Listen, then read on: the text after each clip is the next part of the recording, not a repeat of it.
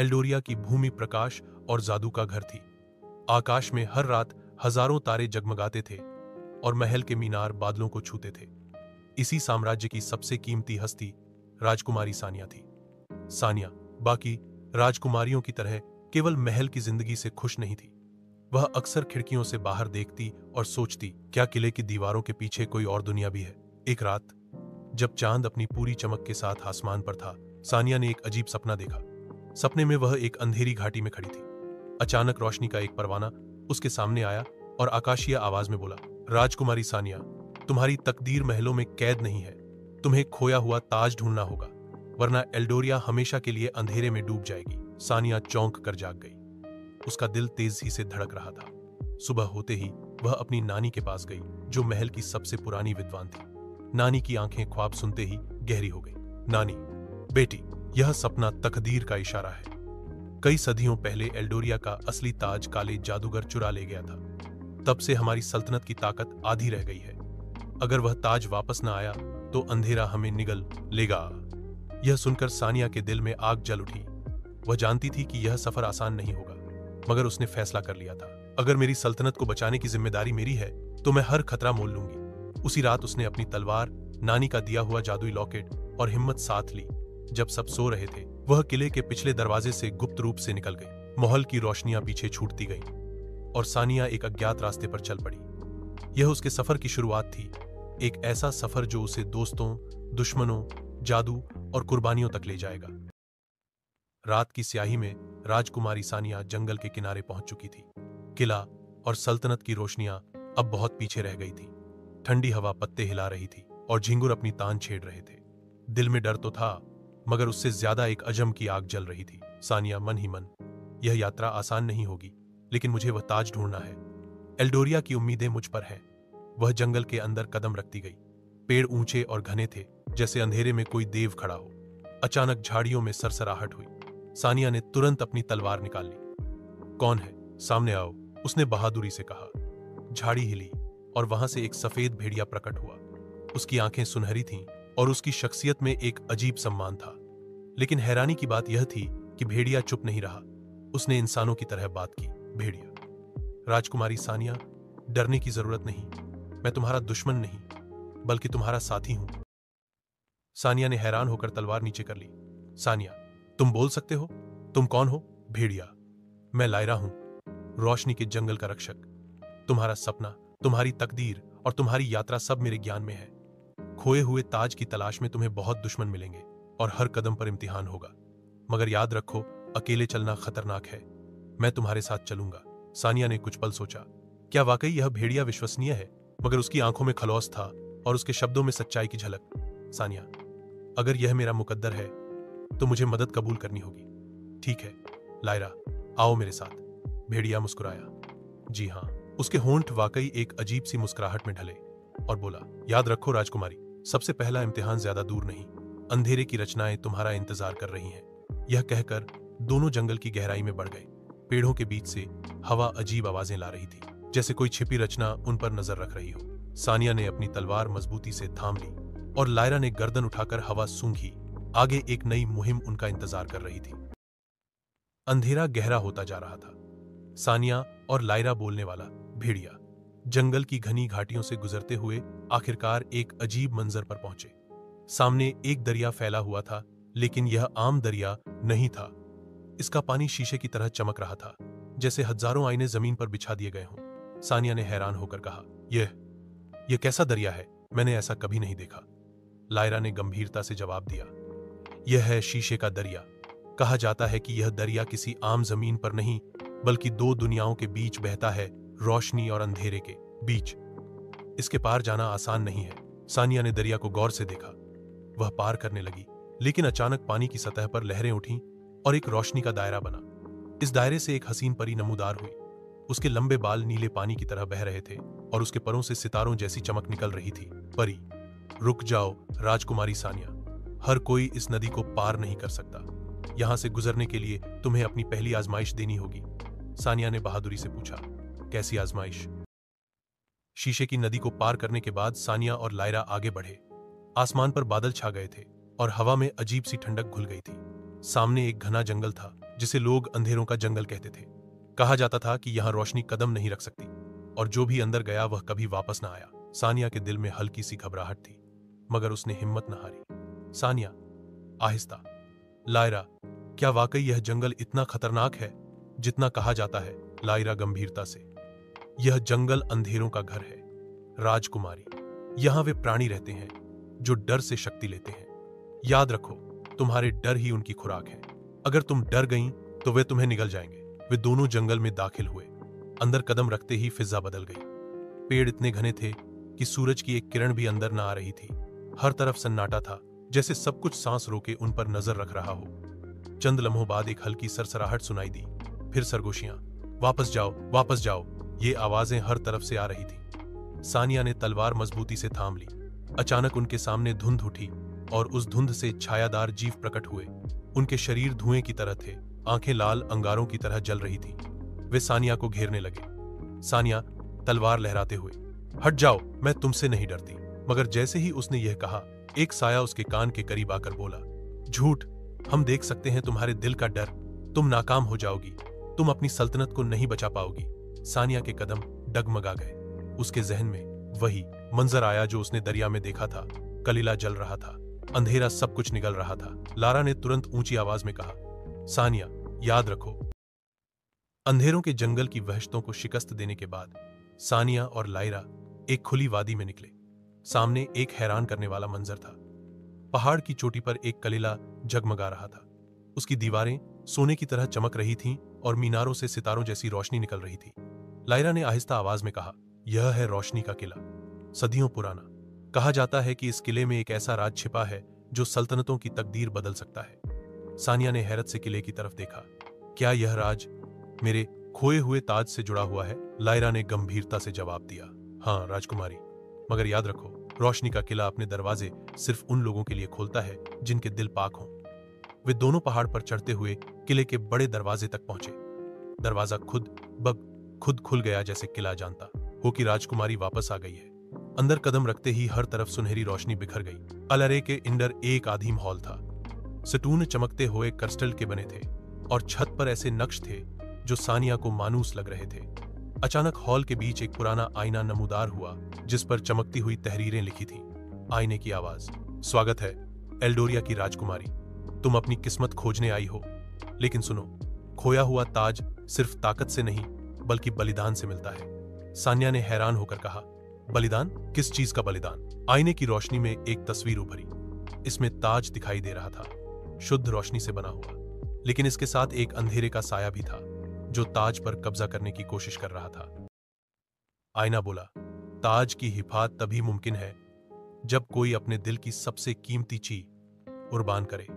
शहादी, तुम्हें फैसला करना होगा कि तुम अपनी खुशियां बचाओगी या अपनी सल्तनत। यह सुनकर सानिया के दिल पर बोझ सा लाग गया। वह जानती थी कि सल्तनत को बचाने के लिए शायद उसे अपनी सबसे प्यारी चीज से हाथ धोना पे। उसी लम्हे किले की रोशनी मंद होने लगी और छत पर एक काला पक्षी प्रकट हुआ। उसके पंखों से अंधेरा टपक रहा था।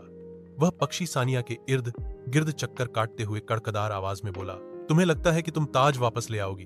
तुम्हें पता भी है कि अंधेरों का जादूगर तुम्हारा इंतजार कर रहा है। यह किला तुम्हें सिर्फ धोखा दे रहा है। ताज तुम्हारे हाथ कभी नहीं आ सकेगा। सानिया ने हिम्मत बांधी, तलवार निकाली और कहा, मैं अपने लोगों के लिए हर कुर्बानी देने को तैयार हूं, चाहे मुझे अपनी जान ही क्यों न देनी पड़े। यह कहते ही किले की दीवारों से रोशनी का सैलाब बह निकला। परिंदा एक चीख के साथ गायब हो गया। आईना फिर से जगमगा उठा और बोला, बहुत खूब राजकुमारी, तुमने पहला रहस्य पा लिया है। याद रखो, तुम्हारा सफर अभी खत्म नहीं हुआ है। ताज तक पहुंचने के लिए 7 आजमाइशें बाकी हैं। सानिया के दिल में अज़्म और पक्का हो गया। वह जानती थी कि अंधेरों का जादूगर करीब है और हर आजमाइश उसे अपने अंजाम की ओर ले जा रही है। रोशनी के महल से निकलने के बाद सानिया और लैरा पहाड़ से उतरकर एक घाटी में पहुंचे। फिजा शांत थी, लेकिन हर तरफ एक अजीब सी खामोशी छाई हुई थी। अचानक घाटी के दूसरे किनारे से 3 लोग प्रकट हुए। उनके कपड़े योद्धाओं जैसे थे, मगर उनके चेहरों पर नकाब था। सबसे आगे बढ़ने वाले ने कहा, क्या तुम वही हो, शहजादी सानिया? सानिया ने तलवार मजबूती से थाम ली। हाँ, मगर तुम कौन हो, दोस्त या दुश्मन? नकाबपोश ने नकाब उतारा तो एक जवान लड़का नजर आया जिसकी आंखों में चमक थी। उसने कहा, मेरा नाम एडेन है। हम साम्राज्य एल्डोरिया के रक्षकों के अवशेष हैं। जब अंधकार के जादूगर ने हमला किया था तो हमने प्रतिरोध किया मगर हार गए। अब हम तुम्हारे साथ मिलकर खोया हुआ ताज वापस लेना चाहते हैं। लायरा ने तुरंत फुसफुसाया। राजकुमारी, सावधान रहो। अंधकार के एजेंट भी खुद को दोस्त आहिर कर सकते हैं। इसी दौरान एक और आवाज सुनाई दी। घाटी के दूसरे कोने पर एक औरत खड़ी थी, लंबे काले बाल और गंभीर आंखों के साथ। उसने कहा, उन पर भरोसा न करो राजकुमारी। मैं भी जानती हूं कि तुम ताज की तलाश में हो, मगर एडन और उसके साथी अंधेरों के हाथों बिके हुए हैं। अब स्थिति खतरनाक हो गई। सामने 3 योद्धा दोस्त होने का दावा कर रहे थे और दूसरी तरफ एक औरत उन्हें दुश्मन कह रही थी। सानिया के लिए यह फैसला मुश्किल था। मैं कैसे पहचानूं कि सच्चा कौन है और झूठा कौन? अचानक लैरा ने धीरे से कहा, याद रखो राजकुमारी, अंधेरों का साथ देने वाले रोशनी के नाम पर झूठ बोलते हैं। उनसे सवाल करो जो सिर्फ एक वफादार जान सकता है। सानिया ने एडन की तरफ मुड़कर कहा, अगर तुम वाकई एल्डोरिया के रक्षक हो तो बताओ। मेरे पिता राजा ने मरने से पहले अपनी आखिरी। एडन चौंक गया मगर फौरन बोला, बादशाह ने अपनी आखिरी दुआ अपनी बेटी सानिया के लिए मांगी थी कि वह रोशनी की वारिस बने और अंधेरों को शिकस्त दे। सानिया की आंखों में नमी आ गई। सिर्फ करीबी लोग ही यह बात जानते थे। उस पर वह औरत गुस्से से चीख उठी। उसके चेहरे पर अंधेरा फैल गया और अचानक वह एक भयानक सूरत इख्तियार कर गई। उसकी आंखें लाल हो गईं और वह छायादार प्राणी में बदल गई। बेवकूफ लड़की, तुम्हें लगता है कि ये रक्षक तुम्हें बचा सकेंगे? अंधेरों का जादूगर सब पर काबिज हो जाएगा। वह औरत आगे बढ़ी तो एडन और उसके साथियों ने तलवारें निकालकर उससे लड़ाई शुरू कर दी। सानिया ने भी अपनी तलवार बुलंद की और रोशनी का वार किया। आखिरकार वह साया चीख के साथ गायब हो गया। सानिया ने सुकून की सांस ली और एडन की तरफ मुड़ी। अब मैं जान गई हूं कि तुम मेरे दोस्त हो, मगर याद रखो, सफर लंबा है और दुश्मन चालाक। हमें हर वक्त मोहतात रहना होगा। एडन ने सर झुकाकर कहा, हमारी जानें तुम्हारी सल्तनत के लिए हैं, शहजादी। अब सानिया के साथ सिर्फ लायरा ही नहीं बल्कि 3 नए साथी भी थे, मगर दिल के किसी कोने में वह जानती थी कि हर चेहरा सच्चा नहीं होगा और असली दुश्मन अब भी दूर से उन सबको देख रहा था। रात का समय था। आसमान पर चांद बादलों में छिपा हुआ था और घाटी के आसपास ठंडी हवा अजीब सा डर पैदा कर रही थी। सानिया, लायरा और एडन के साथी एक छोटे अलाव के इर्द गिर्द बैठे थे। सब चुप थे क्योंकि हर किसी को महसूस हो रहा था कि कोई उन्हें दूर से देख रहा है। अचानक सानिया ने एक छाया देखी जो पहाड़ की चट्टान पर खड़ी थी। वह छाया लंबी, भयानक और शक्ति से भरी हुई लग रही थी। जैसे ही बिजली चमकी, उसका चेहरा उजागर हुआ। वह काला जादूगर था। उसकी आंखें आग की तरह दहक रही थीं और उसके हाथ में एक रसा स्टाफ था जिस पर काला पत्थर जड़ा हुआ था। उसने गहरी और ठंडी आवाज में कहा, तो यह है रोशनी की वारिस, शहजादी सानिया। तुम्हें लगता है कि तुम मेरा मुकाबला कर सकोगी? सानिया ने खड़े होकर कहा, मैं डरूंगी नहीं। यह मेरा साम्राज्य है और मैं अपनी प्रजा को बचाऊंगी। जादूगर ने व्यंग्यात्मक हंसी हंसी। बचाओगी? हा हा हा। तुम्हें अंदाजा भी है कि तुम्हारा भाग्य पहले ही लिखा जा चुका है। ताज मेरे कब्जे में आने वाला है। तुम्हारे दोस्त तुम्हें बचा नहीं पाएंगे, बल्कि एक दिन तुम्हारे अपने ही लोग तुम्हें धोखा देंगे। यह सुनकर एडन ने तलवार उठाई और चिल्लाया, अंधेरों के गुलाम, तुझे कभी सफलता नहीं मिलेगी। जादूगर ने अपनी छड़ी जमीन पर मारी। अचानक जमीन कांपने लगी और काले धुएं से कई भयानक प्राणी प्रकट हुए। वे आधे इंसान और आधे जानवर लग रहे थे। नुकीले दांत, लाल आंखें और लंबे पंजे। युद्ध शुरू हो गया। एडन और उसके साथियों ने बहादुरी से लड़ाई लड़ी। लायरा ने अपनी जादुई शक्ति का इस्तेमाल किया और रोशनी के दायरे बनाकर अंधेरी मखलूकों को पीछे धकेल दिया। सानिया ने अपनी तलवार से रोशनी के वार किए।